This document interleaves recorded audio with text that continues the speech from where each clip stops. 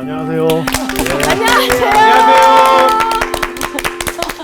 어떻게 한 주간 잘 지내셨어요? 네. 아유, 목소리도 더 좋아지시고 표정이 더 밝아서 좋습니다. 네. 제가 여기 올 때마다 행복합니다. 저희도 행복합니다. 다 바쁘시죠? 네. 오늘이 제일 바빠요. 산다는 게 바쁜 거죠. 그럼요. 그러니까 산다는 게 바쁜 일인데 네. 바쁜 것 중에서 어차피 바쁠 건데 네. 하나님 말씀을 읽고 공부하는 것보다 더 의미 있는 일이 어디 있겠습니까? 네. 그죠? 오늘도 그런 마음으로 열심히 한번 공부를 해보도록 하겠습니다. 네. 오늘은 요한복음 2장 공부할 텐데요. 네. 지난번에 우리가 몇 주 동안 1장 공부했는데 1장 내용 다 대충 기억나십니까? 네. 네. 보규 씨가 설마 진짜?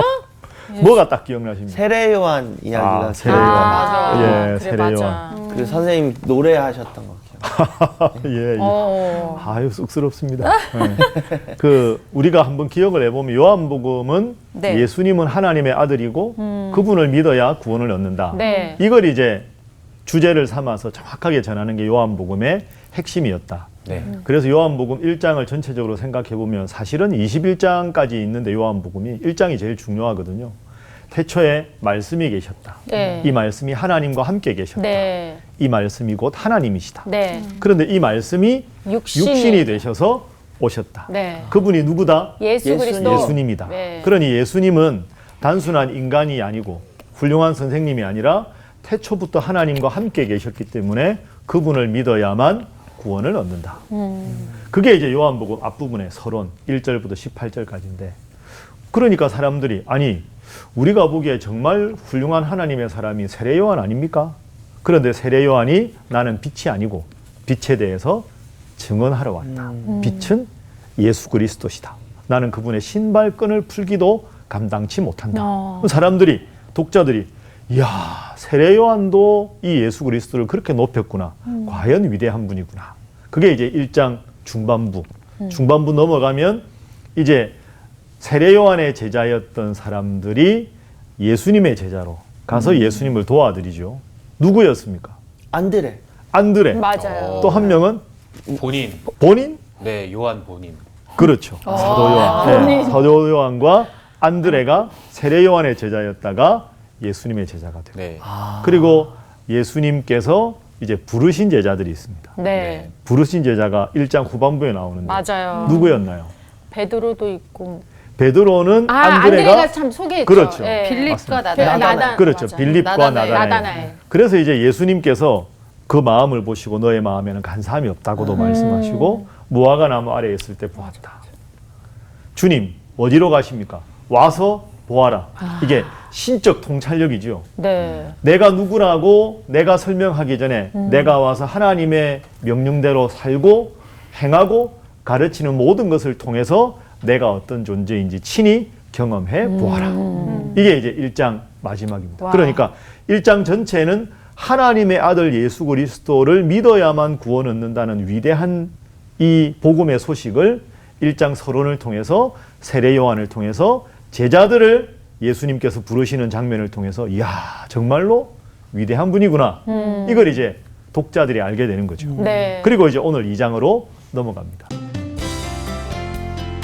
오늘 수업 요한복음 7강 능력을 보이신 예수님. 오늘 2장 1절부터 12절은 예수님께서 물을 포도주로 만드시는 사건입니다. 참 재밌기도 하고 아주 의미 있는 귀한 기적인데요. 우리 보규 씨부터 돌아가면서 12절까지 있으니까 3절씩 돌아서 한번 우리 읽어보도록 하겠습니다. 네. 자, 보규 씨부터 읽어주십시오. 사흘째 되던 날 갈릴리 가나에 혼례가 있어 예수의 어머니도 거기 계시고 예수와 그 제자들도 혼례의 청함을 받았더니 포도주가 떨어진지라 예수의 어머니가 예수에게 이르되 저들에게 포도주가 없다 하니 예수께서 이르시되 여자여 나와 무슨 상관이 있나이까 내 때가 아직 이르지 아니하였나이다. 그의 어머니가 하인들에게 이르되 너희에게 무슨 말씀을 하시든지 그대로 하라 하니라. 거기에 유대인들의 정결 예식을 따라 2-3통 드는 돌 항아리 6이 놓였는지라. 예수께서 그들에게 이르시되 항아리에 물을 채우라 하신즉 아기까지 채우니 이제는 떠서 연회장에게 갖다 주라 하심에 갖다 주었더니 연회장은 물로 된 포도주를 맛보고도 어디서 났는지 알지 못하되 물 떠온 하인들은 알더라. 연회장이 신랑을 불러 말하되 사람마다 먼저 좋은 포도주를 내고 취한 후에 낮은 것을 내거늘 그대는 지금까지 좋은 포도주를 두었도다 하니라. 예수께서 이 첫 표적을 갈릴리 가나에서 행하여 그의 영광을 나타내심에 제자들이 그를 믿으니라. 그 후에 예수께서 그 어머니와 형제들과 제자들과 함께 가버나움으로 내려가셨으나 거기에 여러 날 계시지는 아니하시니라. 아멘. 예. 오늘 이것이 이제 가나 혼인잔치. 네. 예수님께서 물을 포도주로 만드신 장면입니다. 그 어릴 때 교회 학교에서 이걸로 만든 복음 성가도 있고 한데 맞아요. 예수님이 말씀하시길 물이 변하여 포도주 됐네. 아시네요? 예수님, 그렇죠. 예. 율동도 아세요? 율동까지는 기억이 안 나. 예수님이 말씀하시길 하시길 물이 물이 변하여 변하여 포도주 됐네를 포도주를- 포도주 됐네. 이렇게 하는데 그다음 그러니까 예수님이 말씀하시길 말씀하시길 물이 변하여 포도주 됐네. 이 다음에 누가 이렇게 나는 속으로 마셔를 외쳤어. 그러니까 물이 변하여 포도주가 됐다. 여러분 이게 포도즙이 아닙니다. 포도주입니다. 네. 술. 그렇죠. 그러니까 오늘 10절 보세요. 자, 10절 보시면 네. 말하되 사람마다 먼저 좋은 포도주를 내고 취한 후에 낮은 것을 낸다. 그렇지. 그러니까 이게 잔치에서 아주 흥겹게 지내기 위해서 당시에 가장 중요한 잔치 음식이 포도주였죠. 네네. 자, 그런데 1절부터 그럼 한번 볼까요? 문제가 하나 생깁니다. 사흘째 되던 날, 그죠? 갈릴리 가나에 혼례가 있었다. 예수의 어머니도 거기 계시고 예수와 그 제자들도 혼례 청함을 받았다. 자, 혼례가 있었는데 예수님 어머니 이름이 뭡니까? 마리아. 마리아. 그 마리아도 가고 2절에 보면 예수님도 가시고 제자들도 혼례의 청함을 받았습니다. 그러니까 우리가 뭘 알 수 있습니까? 아마 이 혼례가 난 이 집이 마리아의 친척이거나 아주 가까운 친구. 맞아. 그러니까 사실은 좀 먼 사람이면 본인만 가는데 마리아도 가고 예수님도 가시고 제자들도 가고 그만큼 그래도 되는 사이다. 이런 뜻이죠. 그리고 1절에 예수의 어머니도 거기 계시고 할 때 이 계시고가 그 헬라어 신약 성경에 쓰여진 헬라어 원문으로 보면 미완료형입니다. 그러니까 이제 무슨 말이냐? 완료형은 동작이 끝난 것이고 미완료형은 쭉 미완료니까 계속되는 거잖아요. 그 당시에 혼례가 한 일주일 잔치가 계속됐거든요. 그러니까 일주일 정도 잔치를 하는데 예수님 어머니 마리아가 그 혼례집에서 계속 계셨다. 그만큼 가까운 관계다. 그러니까 마리아가 되게 신경도 많이 쓰고 그렇겠네요. 예수님도 제자들도 함께 가서 즐겁게 지낼 수 있는 그런 막역한 관계였던 집이었다. 네. 자, 그런데 사건이 생깁니다. 네. 문제가 생기죠. 3절. 포도주가 떨어진지라. 포도주가 떨어졌습니다. 술이 떨어졌어요. 그러니까 잔치에 그 당시에 제일 중요한 음식이 포도주인데 포도주. 네. 그 포도주가 떨어졌습니다. 그리고 그 김치지. 당시 풍습은 일주일 정도 동안 혼례 잔치를 하는데 그 잔치 비용을 주로 신랑 측에서 재정 부담을 합니다. 그러면 신랑이 음식을 준비하고 이제 하객들 숫자에 맞춰서 여러 가지를 준비할 텐데 제일 중요한 게 포도주거든요. 네. 흥이 나야 되니까. 그쵸. 그런데 그 포도주가 똑 떨어졌어. 떨어졌습니다.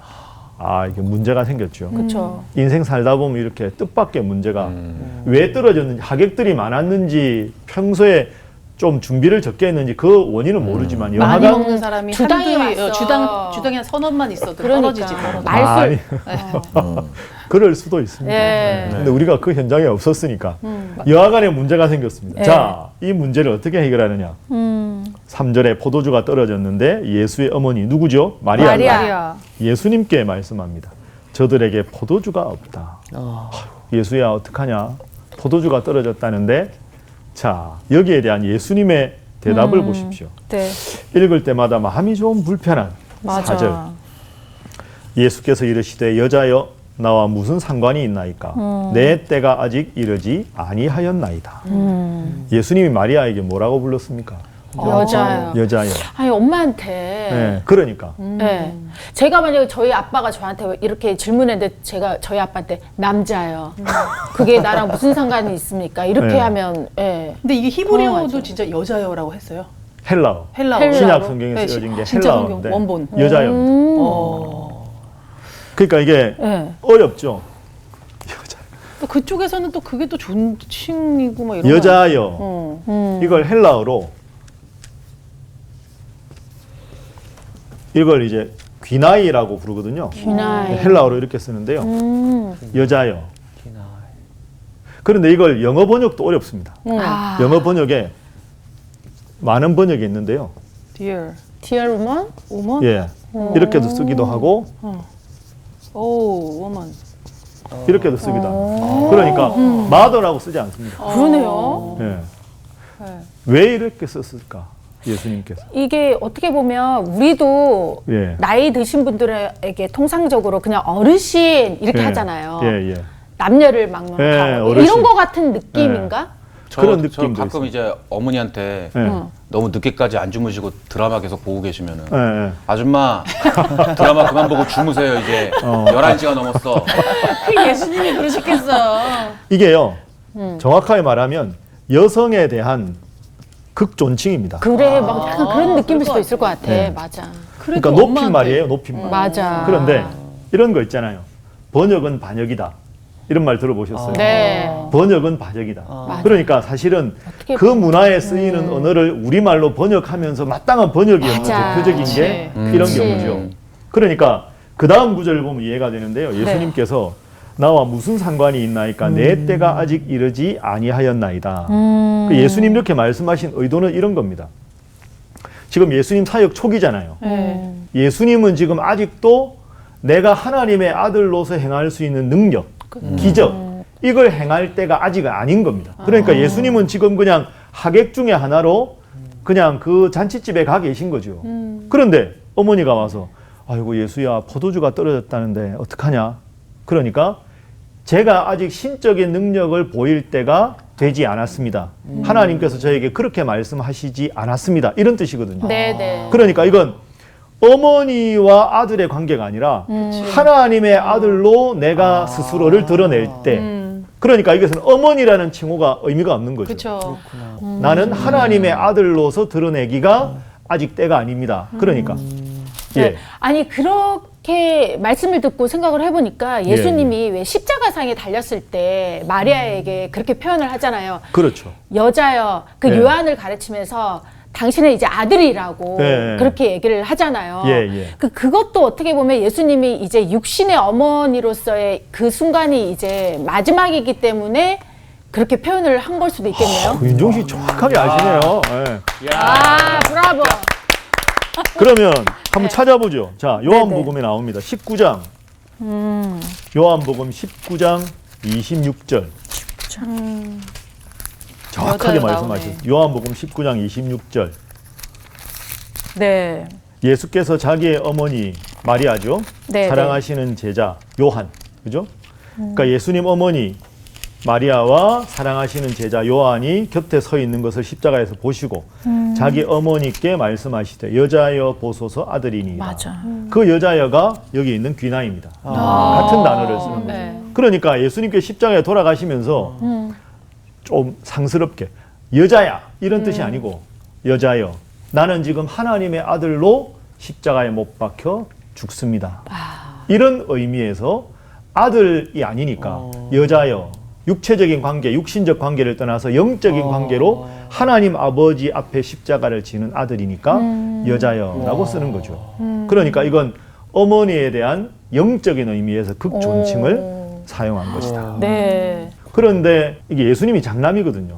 예수님 밑에 아들 그 동생들이 있어요. 그쵸. 야고보, 요셉, 유다, 시몬이 있는데 네. 큰 아들이고 이 당시는 아마 학자들 보기에는 요셉이 이미 하나님께로 부름을 받아서 이미 돌아가셨을 때입니다. 그러니까 좀 표현이 그런데 예수님은 어떻게 보면 소년 가장이셨어요. 그러겠네요. 목수 생활을 하시고 어머니가 있고 밑에 동생들이 여럿 있고 그런데 지금 너무너무 친한 집에서 혼례 초청을 받아왔는데 포도주가 떨어졌다. 그러면 혼주 측에서 너무너무 우왕좌왕하고 어쩔 줄을 모른다. 그런데 내 큰아들, 내가 믿는 예수, 그리고 이 큰아들은 육체적인 아들이지만 동시에 육신적으로뿐 아니라 영적으로 보면 하나님의 아들, 인류를 구원할 메시아인데 이 온 인류를 사랑해서 하나님께서 보낸 이 귀한 아들이 이 난처한 상황을 그저 두고 보지 않을 것이다 라는 어떻게 보면 막연하지만 아들에 대한 기대감과 믿음. 네네. 그러니까 두 가지 차원이 있는 거죠.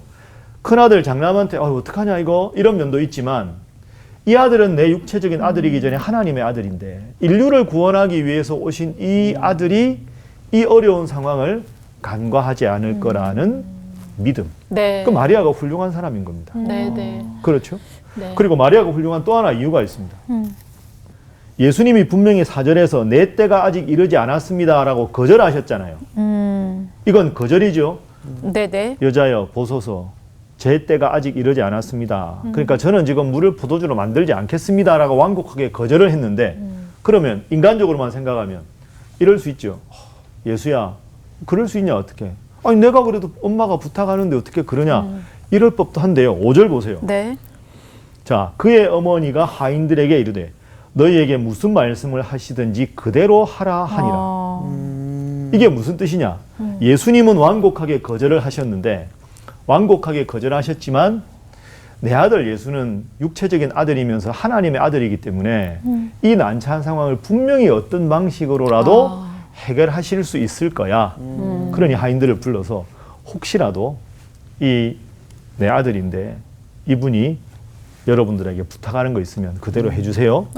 이런 막연하지만 훌륭한 믿음이 있었던 거죠. 와. 그러니까 여러분 마리아가 우리가 뭐 천주교에서처럼 마리아를 되게 신격화하는 것은 문제지만 또 한편 생각해 보면 그 당시에 그 수많은 여인들 중에서 하나님께서 마리아의 태를 통해서 예수님을 잉태케 할 정도로 순수한 믿음을 가진 훌륭한 여인이었다는 건 기억해야 합니다. 네. 그 모습이 여기서 나오는 거죠. 분명히 거절했지만 아마 분명히 하나님께서 이 아들 예수지만 이 위대한 예수님을 통해 무언가를 하실 것이다.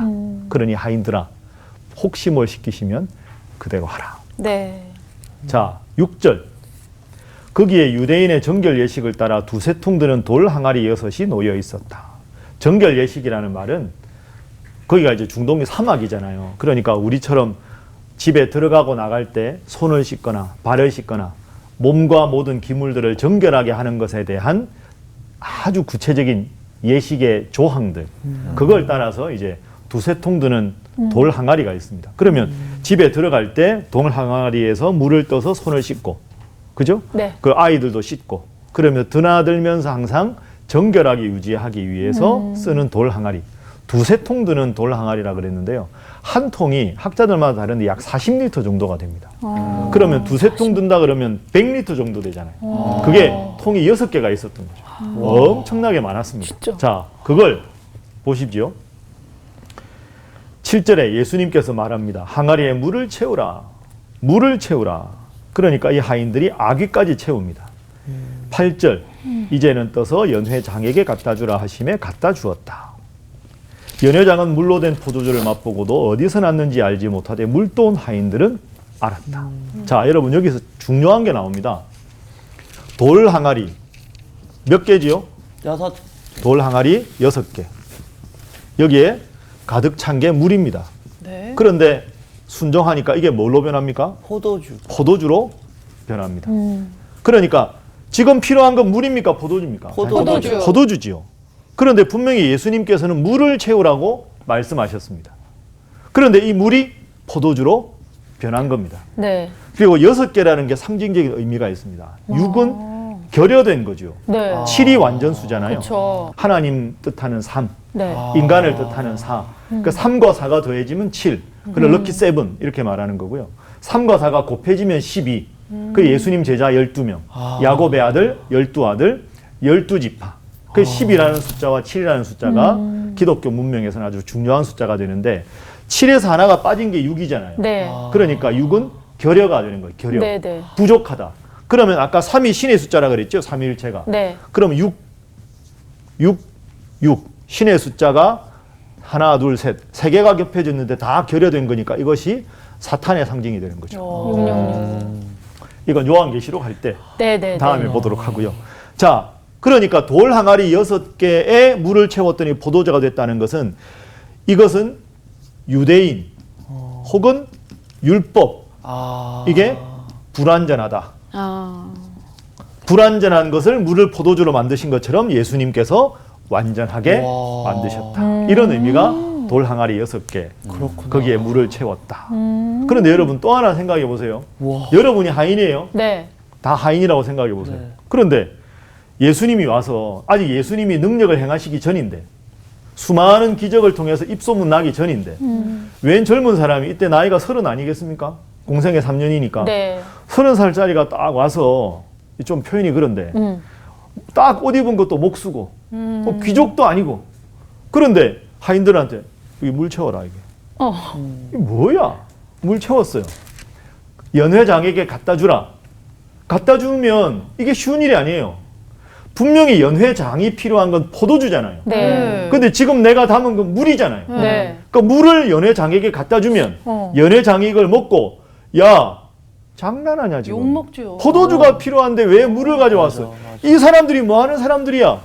요건 누가 먹어요? 하인. 하인들이 하인들이. 먹어요. 그 하인들이 대단한 사람들입니다. 그러네요. 하인 생각을 안 했네. 그 생각을 그렇죠. 못했어. 하인들이 대단한 사람들이고요. 또 하나 하인, 종 이렇게 되죠. 네. 이게 헬라어로 단어가 2개가 있어요. 둘로스라게 있어요. 둘로스. 블로스. 들어봤다. 이게 헬라어로 이렇게 쓰거든요. 이렇게 쓰고요. 또 하나가 있는데 디아코노스가 있어요. 디아코노스. 디아코노스. 이 둘로스는 신분 자체가 하인인 사람. 우리로 말하면 태어날 때부터 하인으로 살든지 주인이 값을 치러서 평생 이 집에서 하인 노릇 해야 되는 사람들이고요. 신분이. 오늘 본문에 나오는 하인들은 그게 아니고요. 디아코노스입니다. 디아코노스는 협력자라는 뜻이에요. 쉽게 말하면 옛날 생각해 보세요. 이제 이웃집에 큰 잔치가 있다. 그럼 일손이 딸리잖아요. 그러면 이웃집 아줌마한테 가서 아유 우리 며칠 있다 잔치하는데 이 집 저 집 아줌마들 와서 좀 도와주세요. 그쵸. 네. 하면 그냥 바쁘니까 그 집에 가서 도와주는 네네. 신분이 종이 아니라 기꺼이 도와주는 사람들이 옛날 김장할 때 그렇죠. 옆집에서 와서. 김장할 때, 뭐 심기할 때, 잔치 맞아요. 같은 거 있을 때 네. 옆집 아줌마들 가서 도와주잖아요. 아저씨 아줌마들. 네, 그 네, 사람들이 오늘 본문에 나오는 종입니다. 그런 이 종들은 신분이 종이 아니에요. 네네. 그런데 예수님이 나이 한 30 된 총각이 맞아. 옷 입은 거 보니까 귀족도 아닌데 물 채워라. 야, 네가 채워라. 이럴 수 있는 거예요. 근데 그걸 물을 채우는데 어디까지 채웠냐? 아까 보니까 아귀까지 채웠다. 네. 실제 꽉 채운 겁니다. 세상에. 그리고는 그 물을 떠다 연회장에게 갖다 주라. 우리가 발음을 잘 못하는데요. 연회장에게 갖다 주라가 아닙니다. 연회장은 장소잖아요. 네네. 연회를 주관하는 어른, 연회장에게 갖다 주라. 이렇게 되는 거죠. 그러니까 우리가 잔치하면 그 동네 제일 좀 유지가 될 만한 어르신, 친척 중에 어르신, 그분이 먼저 드시고, 자, 자네들도 먹게 하고 신랑 신부 소개도 하는 잔치에 연회를 주관하는 제일 어르신, 연회장에게 갖다 주라. 네네. 아니 내가 뜬 게 물인데 이걸 갖다 줘? 쟤가 왜 나한테 시키지? 야, 너 해라. 이럴 법도 한데 하인들이 갖다 줍니다. 그러게. 그죠? 네. 이 하인들이 훌륭한 사람들입니다. 맞아요. 그렇죠. 아, 근데 신기하네요. 진짜 예수님이 이전에는 사역을 안 했기 때문에 소문도 안 났을 거란 말이죠. 그렇죠? 이분들한테. 예, 예. 근데 뭘 보고 약간 그렇게 순종을 했을까? 그러니까 우리가 이렇게 달랐을 한번 것 생각해 같아. 보세요. 우리가 1장에 예수님께서 제자들 부를 때 우리가 신적인 통찰력 말씀드렸잖아요. 그러니까 예수님을 뵀을 때 30살짜리 그냥 허름한 옷을 입은 청년이 아니라 저분에게는 도저히 말로 형용할 수 없는 영적인 어떤 신비한 있다니까. 압도하는 능력 그렇죠. 네. 그걸 본 거겠죠. 아우라가 네. 있죠. 그렇죠. 그 아우라를 보고 호스. 아, 저분 말씀이면 내가 순종해야 될 것 같다. 이렇게 된 거죠. 네, 자, 네. 그래서 오늘 아니, 근데 본문에 그 중요한 게 있습니다. 연회장이랑 친한 네. 마리아가 시킨 대로 해 그래서 그런 거 아니야? 그럴 수도 있지 않을까? 아닌가? 그럴 수도 있어요. 그럴 수도 있는데 이게 하인이 한 사람이 아니잖아요. 하인들이잖아요. 그리고 그게 아까 말씀드린 100리터짜리 큰 물통인데 마리아가 아무리 시켜도 맞아. 그 사람들이 어린 아이들도 아니고 그치. 마리아가 시켰다고 하기는 어렵잖아요. 네. 잘 보세요. 오늘 본문의 기적은 기적의 조력자가 있어요. 첫 번째는 마리아입니다. 네. 예수님께서 거절하셨지만 분명히 저희 예수님은 인류를 위해서 구원자로 오셨기 때문에 결코 이 어려움을 외면하지 않을 것이라는 막연하지만 믿음이 있었죠. 두 번째는 하인들의 믿음입니다. 그죠? 네. 예수님께서 시키시니까 아귀까지 물을 채우고 연회장에게 갖다 주라고 하니까 분명히 물을 담았지만 그걸 연회장에게 갖다 줍니다. 그러니까 하인들도 믿음이 있었죠.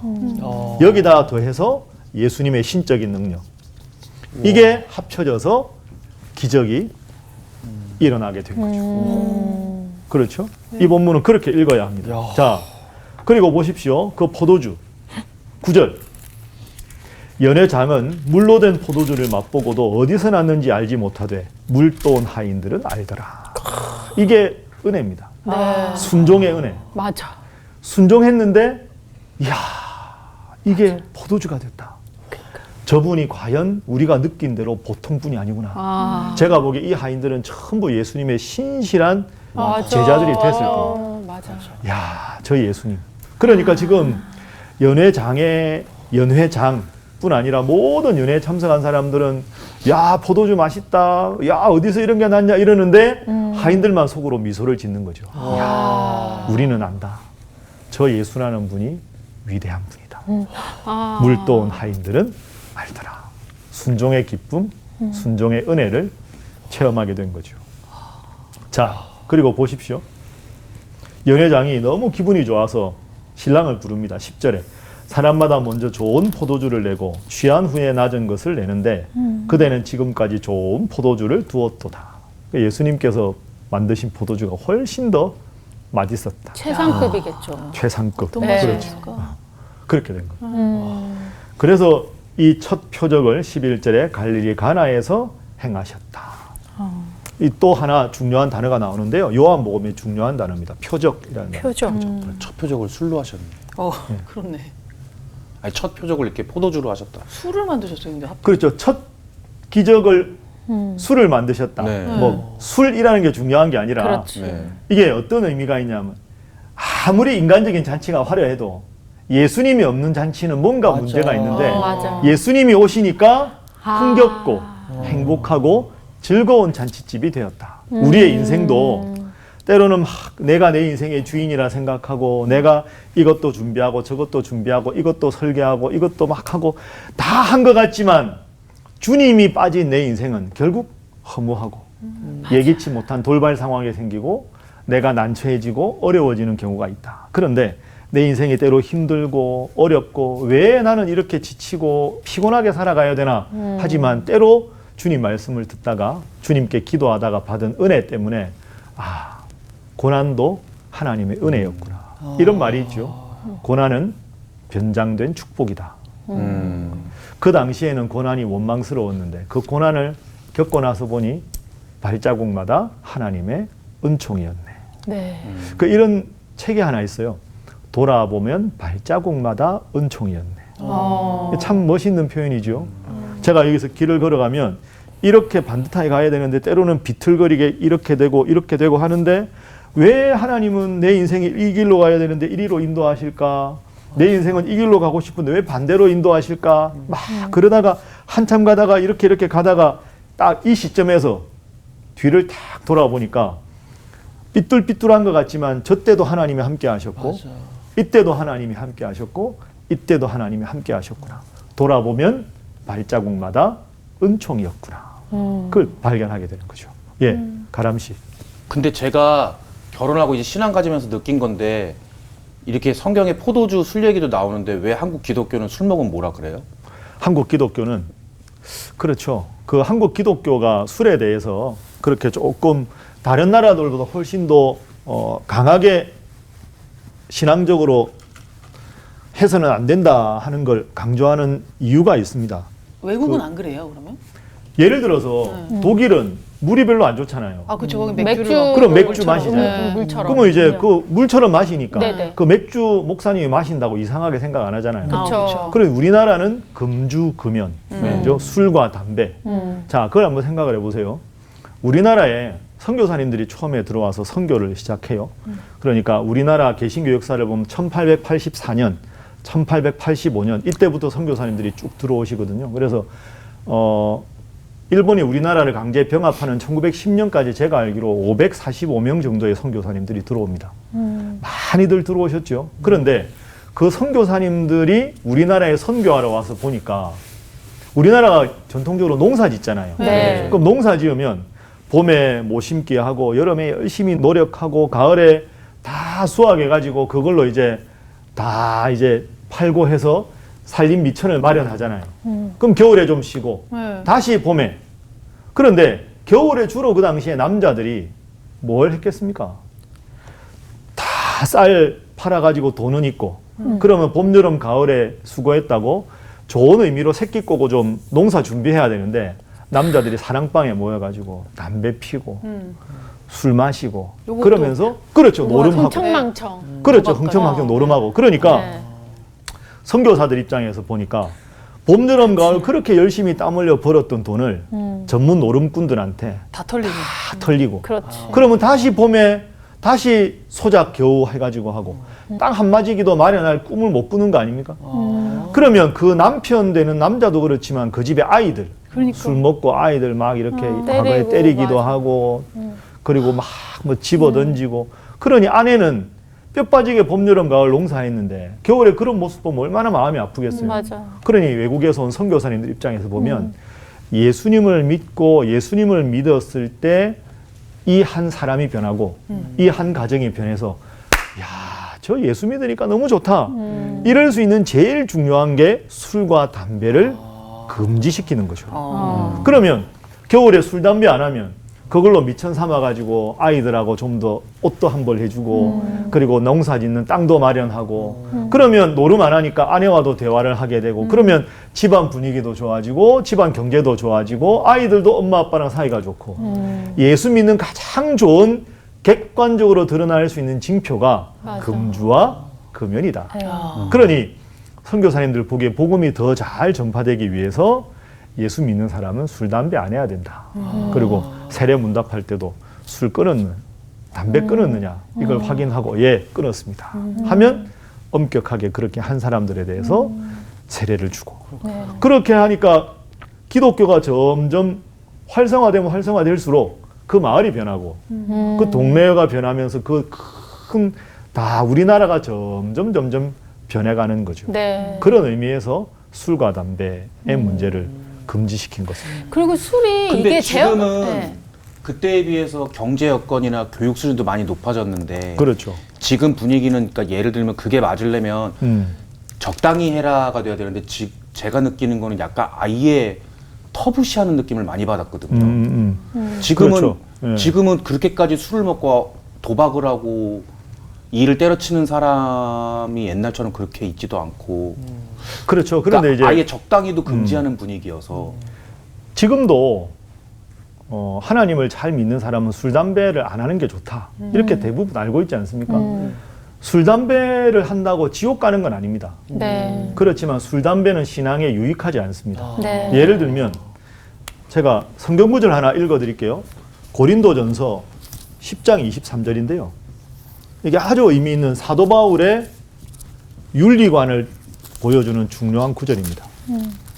풀이하면 이렇습니다. 모든 것이 가하나 모든 것이 유익한 것은 아니고 모든 것이 가하나 모든 것이 덕을 세우는 것이 아니다. 자, 예를 들어서 제가 지금 여러분들과 성서학당 이렇게 말씀을 나누고 있는데 제가 떨릴 거 아닙니까? 네. 그럼 제가 떨린다고 제가 떨리니까 어른들 말 들어보니까 술을 한잔 하고 와서 하면 용기가 생긴다. 그럼 제가 목사가 이 뒤에서 술을 한잔 하고 벌게 가지고 하면 이게 할 수는 있지요. 네. 그러나 그게 유익하지 않겠지요. 맞습니다. 술 마실 수 있지만 덕을 세우는 건 아니겠지요. 네. 그럼 제가 예를 들어서 긴장이 되면 하나님, 제가 오늘도 이 강의를 우리 패널들과 함께 이렇게 녹화를 하고 많은 시청자들이 보게 되는데 이 제가 하는 모든 생각과 강의와 패널들과의 대화를 통해서 하나님 영광 받으시도록 제 입술을 주관하시고 제 마음을 주관하시고 제게 지혜를 더해 주십시오라고 기도하고 녹화장에 들어가는 것이 유익하고 덕이 되는 행동이잖아요. 그렇죠. 그러니까 술과 담배 자체가 구원을 결정하는 건 아니지만 예를 들어 생각해 보세요. 내가 사업가인데 엄청나게 큰 프로젝트를 땄다. 몇 억짜리를 하나 땄다. 야, 기분 좋다. 그 다음에 주님 감사합니다. 이래야 되는데 기분 좋다. 술 한잔 하자. 이렇게 하나님보다 순서. 맥주가 먼저 떠오르고 화가 나고 힘든 일이 있을 때 하나님 앞에 새벽에 나가서 기도하기보다 맞아. 술 마시는 사람. 화나니까 담배가 먼저 아니면 술이 먼저. 그거 유익하지 않지요. 그렇죠. 덕이 되지 않잖아요. 그러니까 모든 것이 가하지만 유익하지 않고 덕이 되지 않는다. 그래서 이 고린도전서 10장 31절 가면 먹든지 마시든지 무엇을 하든지 하나님의 영광을 위해서 하라. 이렇게 되는 거죠. 여러분 방금 보신 대로 우리가 오늘 가나 혼인잔치 물을 포도주로 만든 사건, 예수님과 마리아와 제자들이 함께 했는데 누가 봐도 가장 즐거운 자리인데 갑작스럽게 문제가 생겼는데 예수님께서 그 자리에 개입하셔서 다시 더 이전보다 더 흥겹고 더 즐거운 자리, 야, 이전의 포도주보다 훨씬 더 맛있는 포도주다. 이렇게 해피엔딩으로 끝났습니다. 그래서 내 인생에 다 세상적인 것이 갖추어진 것 같지만 주님이 빠지면 그게 다 의미가 없는 것이고 네. 내 인생에 의미 없고 부족한 것들로 채워진 것 같지만 주님께서 함께 하시면 내 인생이 값지고 아름다운 것이 된다. 이걸 우리가 꼭 기억을 하면 좋을 것 같습니다. 그래서 예수님께서 물을 포도주로 만드신 이 사건은 오늘 우리에게 그런 의미를 주고요. 마지막으로 표적이라는 단어가 나와요. 그죠? 표적. 표적은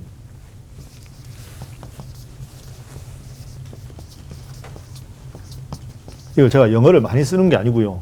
이게 한국말로 번역이 우리말로 네. 기적적인 사인입니다. 그러니까 표적이라는 단어가 헬라어로 세메이온이라는 단어인데요. 이건 원래 의미는 사인이라는 뜻입니다. 그러니까 이런 기적이 일어났다. 기적 자체를 소개하는 게 중요한 게 아니라 네. 이 기적을 통해서 요한복음의 주제대로 예수님은 하나님의 아들 구원자라는 것을 드러내는 사인이다. 네. 그래서 요한복음에 나오는 표적이라는 단어, 세메이온이라는 단어, 왜 사인이라는 단어를 썼을까? 기적이 위대하다가 아니라, 자, 우리 요한복음 1장부터 읽어봤지만 예수님은 태초부터 계신 분이고 세례 요한도 이분을 소개했고 신적인 통찰력으로 제자들을 소개했고 이 난처한 자리를 행복한 자리로 만들어주신 이 주님의 표적을 통해서 우리는, 그리고 모든 독자들은 예수님을 하나님의 아들 구원자로 믿읍시다 라는 의미에서 세메이온, 표적이라는 단어를 썼다 하는 와. 거죠. 그래서 앞으로도 우리가 요한복음을 계속 읽으면서 항상 요한의 시각에서 정말로 예수님은 위대한 분이고 우리 인류를 구원할 구원자시다. 그걸 소개하기 위해서 요한이 한 장 한 장, 한 문단 한 문단, 한 구절 한 구절을 어떻게 전개하는지 앞으로도 계속 살펴보도록 하겠습니다. 자, 오늘 강의는 여기까지 하겠습니다. 고맙습니다. 수고하셨습니다. 나 이 하인에 대해서 이렇게까지 생각은 처음 해봤어. 나 이거 완전 알거든. 다른 사람은 아무도 이게 은총인지 모르지만 나는 아는 거 있잖아. 그래. 내 안에 내 자아가 바뀌었을 때 있거든. 그럼 맞아. 하나님 감사합니다. 나만 아는 거. 맞아. 그리고 엄청나다. 그것도 그렇고 왜 그 연회장은 모르는데 하인들은 알았더라는 이 부분에서 어떤 누구가 되게 힘든 일이 있을 때 믿음의 사람들이 기도를 해줬어. 그 사람 몰래. 근데 그게 너무 잘 됐어. 근데 그 사람은 이게 왜 이렇게 됐는지를 몰라. 근데 우리는 알아. 이게 기도의 힘이라는 거. 그렇지. 네. 그게 정말 빠질 수 없는 중요한 한 가지인 것 같아요. 정말 이때 당시에 보면은 결혼식 파티를 일주일씩이나 하고 정말 얘네들 세게 놀았구나 이때. 아 진짜로 맞잖아요. 요새 누가 결혼식 파티를 일주일 동안 해요. 아, 이래서 또 예수님이 오셨나 보다. 요 예수님 만드신 포도주는 좀 한번 먹어보고 싶다는 생각이 들었죠. 아 근데 뭐 먹을 수가 있겠어요. 왜요? 나 같으면 입도 못 대지. 아니 돈이 얼마겠어 그 진짜 있으면. 아 진짜. 아, 저는 그 하인들이 그 예수님의, 그러니까 성경에는 안 나와있지만 신실한 종이 되었을 것 같다는 그 말이 와, 뭐 되게 영광스러운 일이잖아요. 예수님 첫 표징에 거기에 참여한 거잖아요. 맞아요. 너무 멋있다. 근데 가장 중요한 건 우리가 이 현장에서 예수님이 만드신 포도주를 직접 맛보진 않았지만 우리는 더한 예수님의 피와 살을 먹었잖아. 그래서 맞아. 구원을 얻었다라는 게 가장 중요한 핵심인 것 같아요. 맞아요. 네. 너무 감사합니다. 은총 네. 속에 삽시다.